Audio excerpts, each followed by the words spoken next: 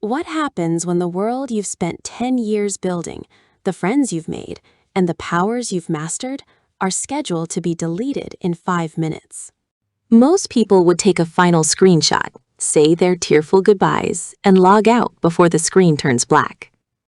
But for Haruto Kageyama, known in the legendary VR MMORPG Etheria Legacy as the High Architect Arcanos, leaving wasn't an option. While the rest of the player base fled the sinking ship of a dying server, Haruto stayed behind, not out of sentiment, but because of a glitch he discovered in the game's final update, a hidden legacy core that promised to archive a player's entire digital existence. Welcome back to Story Panel Channel. Today, we are diving into an epic tale of survival, magic, and digital transcendence. This is the story of a man who refused to let go of his virtual throne, only to find that when the servers went dark, the real nightmare and a brand new legend was just beginning. Haruto sat on the edge of the floating throne in the kingdom of Solara. Below him, the sprawling capital city, once bustling with thousands of players, was a ghost town. The vibrant marketplace, the dueling arenas, and the grand libraries were silent.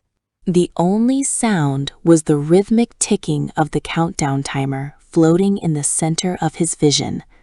000432. In his hands, Haruto held the Aurelian Staff, a divine tier item that only one person on the server could possess. He wasn't the strongest warrior or the fastest assassin. He was a chrono architect, a rare class dedicated to manipulating the environment and time itself within the game's engine.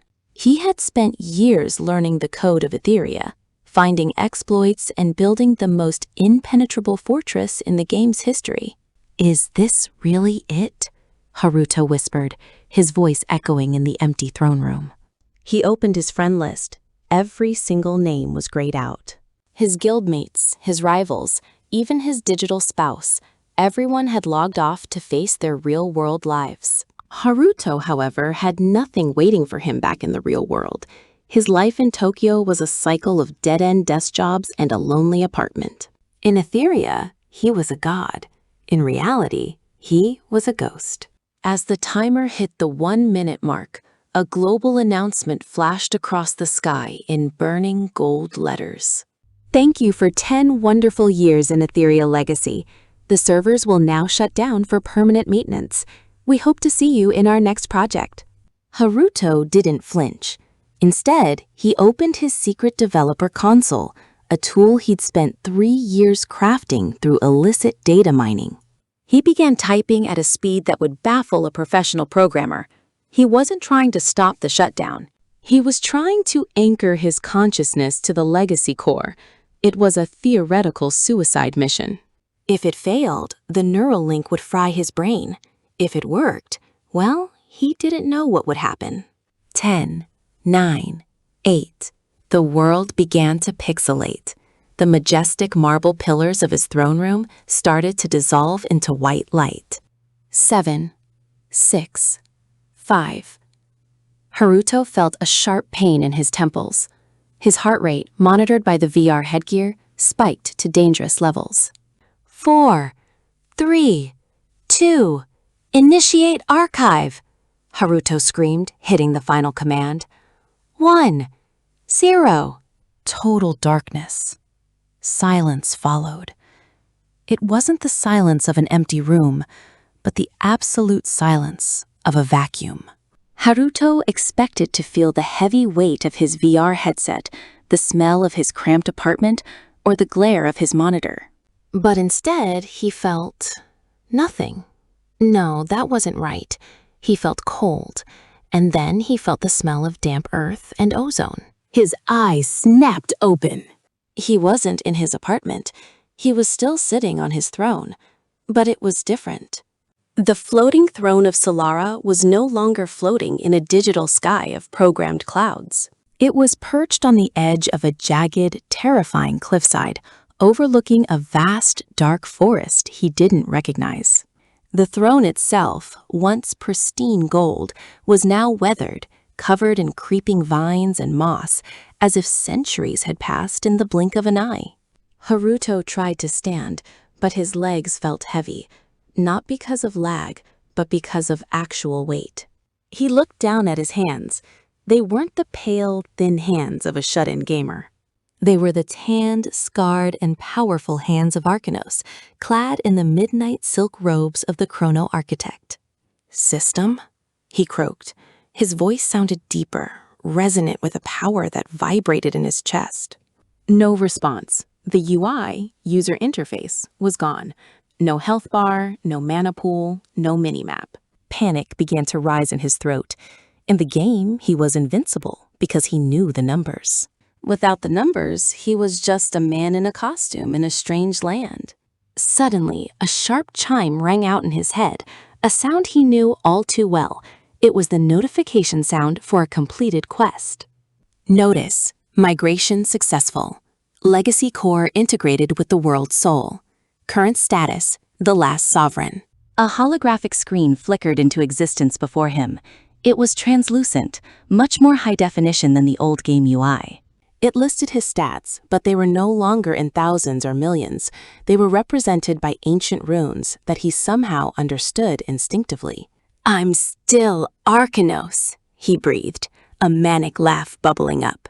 "The shutdown, it didn't delete me, it moved me." But where? He looked out over the horizon.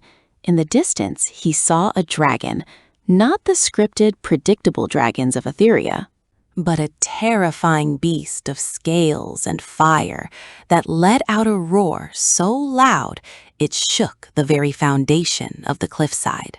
This wasn't a game. The air he breathed was real. The wind biting at his face was real. As he descended from the weathered throne, he heard a sound, the crunch of leaves. He spun around, his hand instinctively reaching for the Aurelian staff strapped to his back. Emerging from the shadows of the crumbling throne room was a figure. It was a girl, her clothes tattered, her skin bruised. She had the pointed ears of an elf, a race that existed in Etheria, but her eyes were full of a raw, primal terror. She gasped, falling to her knees and pressing her forehead against the cold stone floor. "Great Ancient One, the monsters, they've breached the valley. If you are the god the legend spoke of, please, save my village." Haruto froze. In the game, NPCs had exclamation marks over their heads. They gave you 50 gold and a potion for killing 10 rats. But this girl, her name appeared in a faint hover text over her head as Rina, daughter of the fallen glade, was bleeding. The copper scent of blood hit his nostrils, and he felt a wave of nausea. "I'm not a god," Haruto said, his voice trembling slightly. The girl looked up, tears streaming down her face. "You wear the robes of the architect. You sit upon the throne of the First Age. If you are not a god, then we are all truly lost." Haruto looked at his staff. In the game, he could cast temporal distortion to freeze an entire army for 10 seconds. But here, he didn't know if the buttons would work. He closed his eyes, focusing on the mana veins he used to manage in the game's code. To his shock, he could feel them. They weren't lines of code. They were like rushing rivers of heat flowing through the ground and into his body. He reached out his hand toward a withered flower growing in a crack in the floor. He didn't think of a command. He thought of the concept of rebirth. A green light pulsed from his fingertips. The flower didn't just grow. It accelerated through weeks of life in seconds, blooming into a vibrant blue lily before his eyes. The girl, Rina, gasped, her eyes widening in awe. The miracle of time. Haruto felt a sudden surge of confidence. He wasn't just a player anymore. He was a part of this world's fundamental physics. But that confidence was quickly dampened by a deafening crash from the woods below. A group of creatures, hulking, six-legged wolves with fur made of jagged obsidian, burst into the clearing at the base of the cliff. They were Void Stalkers, level 80 mobs that usually required a full party to defeat. Rina screamed, scrambling backward. "They found me! The Harbingers of the Void!" Haruto stepped to the edge of the cliff. In the game, he would have checked his cooldowns. Now he simply felt the weight of the Aurelian staff. He looked down at the beasts, their eyes glowing with a hunger that was far too real. "I spent 10 years building a world that was meant to be deleted," Haruto muttered, his eyes glowing with a faint golden light. "I'm not going to let this one be destroyed on my first day." He raised his staff high. The sky above Solara, once dark and gloomy, began to swirl with golden clouds. He wasn't just casting a spell, he was rewriting the local laws of reality. "Chronoskate, Phase 1, he commanded. The world slowed down. The falling leaves stopped in midair. The charging voidstalkers frozen like statues of black glass. Only Haruto and the trembling Rina remained in motion. Haruto stepped off the cliff, not falling, but walking down invisible stairs of solidified time. As he approached the lead monster, he noticed something strange. Embedded in the creature's chest was a glowing purple shard, a server error fragment. His eyes narrowed. This world wasn't just a random fantasy realm. It was a world built upon the corrupted remains of the game he loved. "If the system is broken," Haruto said, his voice cold, as he tapped the lead monster's head with his staff, causing it to shatter into 1,000 frozen shards. "Then I'll just have to be the one to fix it." But as the time stop began to fade, Haruto realized he wasn't the only player who had stayed until the end. Far to the north, a pillar of red light shot into the sky, a signal he recognized instantly. It was the mark of the Blood Emperor Kaito, his greatest rival, a man known for his cruelty and his desire to rule through fear. The game had ended, but the war for this new world had only just begun. Haruto looked at Rina, who was staring at him as if he were a savior and a monster all at once. He realized then that being the High Architect in a world that could feel pain was going to be much more complicated than he ever imagined. "Tell me, Rina," Haruto said, turning back to the girl as the sun began to rise over the horizon, casting long shadows across the transformed land. "How many gods have descended upon this world in the last hour?" Rina trembled. You are the third, Great One, but the others, they did not come to save us. They came to harvest us."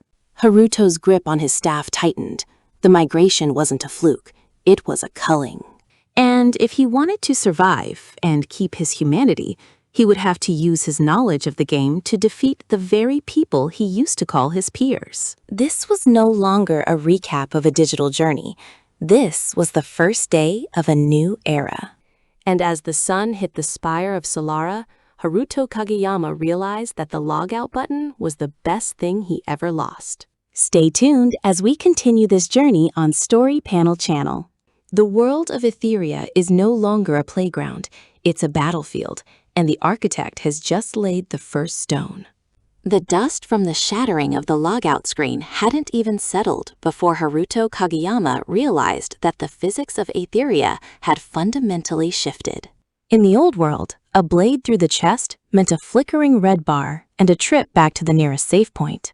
Here, in the new Etheria, the smell of iron filled the air, and the screams of the villagers weren't programmed loops. They were the sounds of souls in agony. Standing atop the spire of Solara, Haruto looked down at the sprawling capital city of Oakhaven. It was burning. But the fires weren't started by monsters or demons. They were started by his fellow players. To the Ascended, the players who had stayed logged in and gained godlike powers, this world was still a sandbox. They saw the NPCs as nothing more than lines of code to be manipulated or deleted for sport. "You're staring again, Haruto," a cold, melodic voice echoed behind him. Haruto didn't need to turn around to know who it was. Renjiro, the Blazing Sovereign, the former leader of the Top 1 Guild, the Eternal Crown. In the game, they had been rivals. Now, Renjiro looked less like a gamer and more like a celestial deity, his armor glowing with a pulsating golden light that hurt the eyes to look at. The world is ours now, Renjiro continued, walking to the edge of the spire. Why the long face? We spent years grinding for this power. Now, there are no developers to nerf us, no moderators to ban us. We are the laws of physics itself. Haruto finally turned, his hand resting on the hilt of his blade, the midnight requiem. Those people down there, Renjiro, they're bleeding. I saw a child cry, not because of a script, but because she was terrified. This isn't a game anymore. Renjiro laughed, a sound like grinding crystal. That's where you're wrong. It's the ultimate game. And if you're not playing to win, you're just an obstacle. With a snap of Renjiro's fingers, a wave of liquid fire erupted from the base of the spire, incinerating a row of houses below. Haruto's heart hammered against his ribs. The realization hit him with the force of a tidal wave.